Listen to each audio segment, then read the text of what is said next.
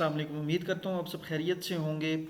तमाम स्टूडेंट को वेलकम किया जाता है साइकोलॉजी विद उस्मान चैनल के ऊपर। अच्छा, सबसे पहला जो मेरा मकसद है इस वीडियो को बनाने का वो ये है कि बहुत सारे स्टूडेंट ऐसे हैं कि जिनको नहीं पता होता कि हमने साइकोलॉजी 499 ए में करना क्या है, ये सब्जेक्ट होता क्या है, इसमें क्या क्या चीज़ें इंक्लूड होती हैं, टॉपिक सिलेक्शन कैसे करनी है।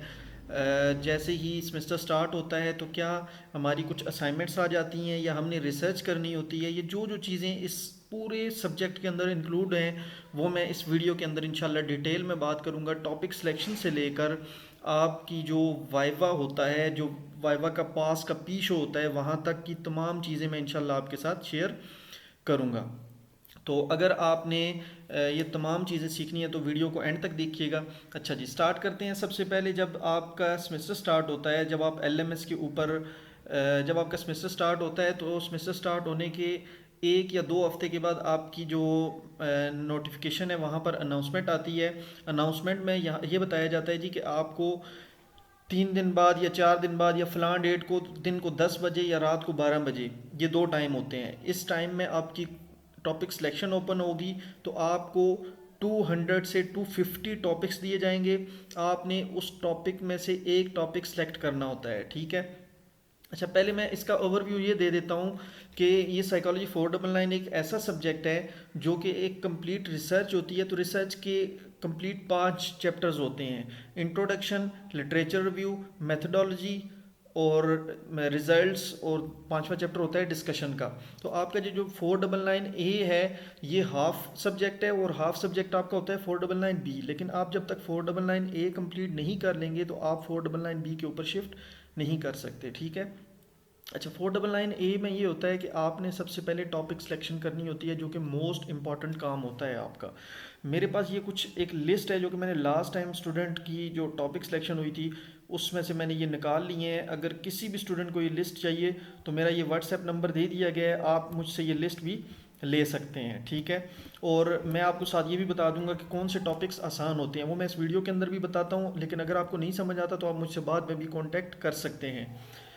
अच्छा, सबसे पहली चीज़ तो ये है कि आपको जब टॉपिक की लिस्ट दी जाती है तो आपने कोशिश करना है।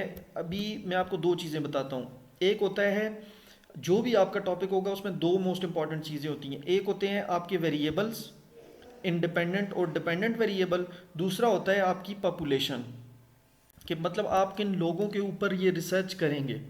अच्छा, पहली बात आप ये जहन में रख लें कि इसका कोई भी एग्ज़ाम नहीं होता। साइकोलॉजी 499 ए का 3 क्रेडिट आवर्स होते हैं। इस सब्जेक्ट को डिग्री कंप्लीट करने के लिए पास करना ज़रूरी होता है।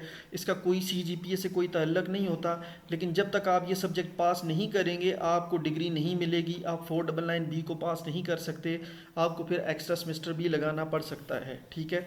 अच्छा, जब भी आपने टॉपिक सेलेक्ट करना है तो कोशिश ये करनी है कि आपने 2 वेरिएबल्स वाला टॉपिक सेलेक्ट करना है। फॉर एग्जांपल, अभी ये एक टॉपिक है self efficacy and academic resilience.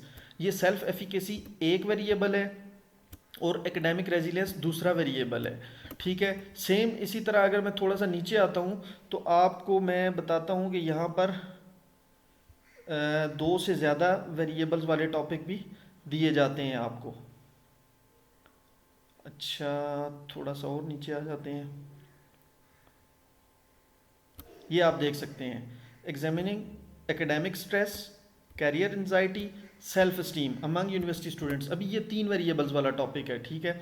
इसी तरह और बहुत से टॉपिक आएंगे जो कि 3 वेरिएबल्स वाले होंगे। ये देखें: decision making, self efficacy and academic motivation. सबसे पहले तो आपने ये देखना होता है कि आपने सबसे आसान टॉपिक और वो टॉपिक लेना होता है जिसके वेरिएबल्स गूगल पर अवेलेबल हो। फॉर एग्जांपल, मैं ये टॉपिक लेता हूँ gratitude and life satisfaction among young adults. अभी इसमें मेरे 2 वेरिएबल्स हैं, ग्रेटिट्यूड एंड लाइफ सेटिस्फेक्शन, और यंग अडल्ट्स क्या है, मेरी पॉपुलेशन है। सबसे पहला काम मेरा ये होगा कि मैं टॉपिक को देखूंगा।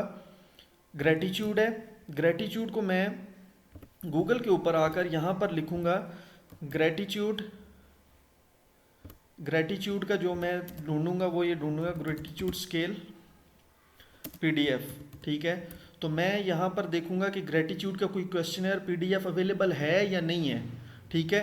सबसे पहला काम मेरा टॉपिक सिलेक्शन में ये होता है। तो आपने ये पहले से करके देख लेना है कि आपके पास किन किन जो वेरिएबल्स हैं उनके स्केल अवेलेबल हैं। अगर किसी को स्केल की लिस्ट चाहिए तो वो भी मेरे पास अवेलेबल है, वो मुझसे कांटेक्ट कर सकता है। ठीक है, मैं आपको यहाँ पर स्केल की लिस्ट भी दिखा सकता हूँ। ये देखिए मेरे पास तमाम स्केल्स पड़े हैं, मोस्टली स्केल्स पड़े हैं, तो मैं इंशाल्लाह यहाँ से आपको ये भी शेयर कर सकता हूँ। ठीक है, अच्छा आपको फॉर एग्जांपल ये देखें, ये यहाँ पर ये स्केल अवेलेबल है जी। ठीक है, आपके ये ऑथर का नाम, ये तमाम चीज़ें डेटा अवेलेबल है, ये आप यूज़ कर सकते हैं। इसके अलावा अगर मैं नेक्स्ट बात करता हूँ दूसरे वेरिएबल की, लाइफ सेटिस्फेक्शन, वो भी मैं इसी तरह देखूंगा कि ये स्केल अवेलेबल है कि नहीं है। इसको भी मैं लाइफ सेटिस्फेक्शन क्वेश्चनर जो है ना, मैं अगर देखता हूँ यहाँ पर लाइफ सेटिस्फेक्शन स्केल, ठीक है, ये इन उर्दू आ रहा है लेकिन आप इसको लाइफ सेटिस्फेक्शन स्केल अगर करते हैं तो आपके सामने ये लाइफ सेटिस्फेक्शन का स्केल आ जाएगा। आप इसको डाउनलोड कर सकते हैं, देख सकते हैं कि हाँ जी ये अवेलेबल है या नहीं है। तो ये देख सकते हैं कि हमारे पास ये स्केल भी अवेलेबल है। जो स्केल आपके पास अवेलेबल होंगे, सबसे पहला काम तो आपने ये करना है कि आपने वही स्केल चूज़ करने हैं। ठीक है, एक काम आपका ये हो गया। दूसरी आपने ये देखनी है कि पॉपुलेशन आपने कौन सी रखनी है। कुछ लोग होते हैं जो यूनिवर्सिटी स्टूडेंट्स के ऊपर काम करना चाहते हैं, कुछ लोग होते हैं यंग एडल्ट्स के ऊपर, कुछ लोग होते हैं जो एम्प्लॉयज़ के ऊपर काम करना चाहते हैं। ये आपने अपना इंटरेस्ट खुद देखना है। उसके बाद मोस्ट इंपॉर्टेंट चीज़ ये होती है कि आप अपना टॉपिक सेलेक्ट करें, और एक प्लेटफॉर्म होता है गूगल स्कॉलर।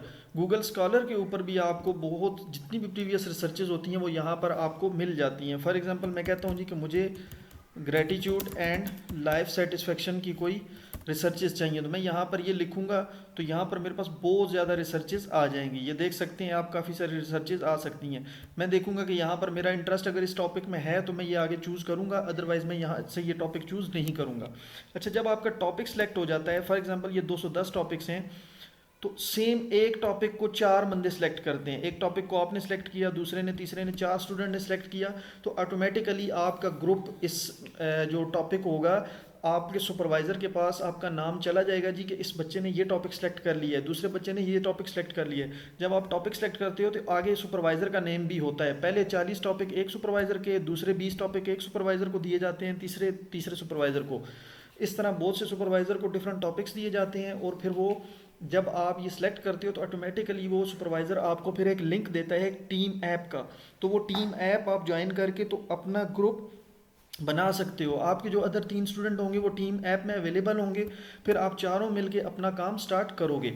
अच्छा, जब आपकी टॉपिक सिलेक्शन हो जाती है, टॉपिक सिलेक्शन के बाद आपकी असाइनमेंट आती है। नेक्स्ट असाइनमेंट ये आती है जी कि आपके जो असाइनमेंट है इसके 4 पार्ट्स में डिवाइड कर दिया जाता है। पहले पार्ट में स्टूडेंट 1 एक को लीडर बना दिया जाता है जो कि ग्रुप को लीड कर रहा होता है, बाकी 3 स्टूडेंट को काम दे दिया जाता है। पहले को कहा जाता है जी कि आपने इंट्रोडक्शन करना है, दूसरे को कहा जाता है कि आपने लिटरेचर रिव्यू करना है, तीसरे को कहा जाता है जी कि आपने मेथडोलॉजी करनी है। अगर आपको ये चीज़ें सीखनी है तो आप मुझसे कांटेक्ट कर सकते हैं। मैंने आपको ये बताया है कि मेरा ये नंबर भी लिखा हुआ है 0304057078 ठीक है। इसके अलावा ये मैं वाइवा की कंप्लीट प्रिपरेशन करवाता हूँ। जो ये क्वेश्चंस होते हैं, जो चीज़ें होती हैं, तमाम मैं सिखाता हूँ। ये देखें, ये मोस्ट इंपॉर्टेंट जो प्रीवियस क्वेश्चन पूछे जाते हैं कि टॉपिक का नेम क्या है, टॉपिक ये क्यों चूज़ किया, वेरिएबल कौन कौन से हैं, रिसर्च का पर्पस क्या है, सिग्निफिकेंस क्या है, लिटरेचर रिव्यू क्या होता है। ठीक है, तो ये तमाम, ये आपकी असाइनमेंट भी मैंने आपको दिखाई है कि लिटरेचर रिव्यू के ऊपर एक स्टूडेंट काम करेगा। अब एक स्टूडेंट को पता ही नहीं है कि लिटरेचर रिव्यू क्या होता है, तो वो कैसे काम करेगा। लिटरेचर रिव्यू बेसिकली ये होता है कि ये जो गूगल स्कॉलर के ऊपर प्रीवियस जितनी भी रिसर्चेज होती हैं इनको जाकर आप रिव्यू करते हो, स्टडी करते हो, तो इस रिव्यू करने को आप कहते हैं जी लिटरेचर को रिव्यू करना। फिर वो सुपरवाइज़र आपको बताता है जी कि आपने गूगल स्कॉलर पे जाके प्रीवियस अपने टॉपिक के रिलेटेड 20 रिसर्चेज लेनी है, 10 रिसर्चेज लेनी है।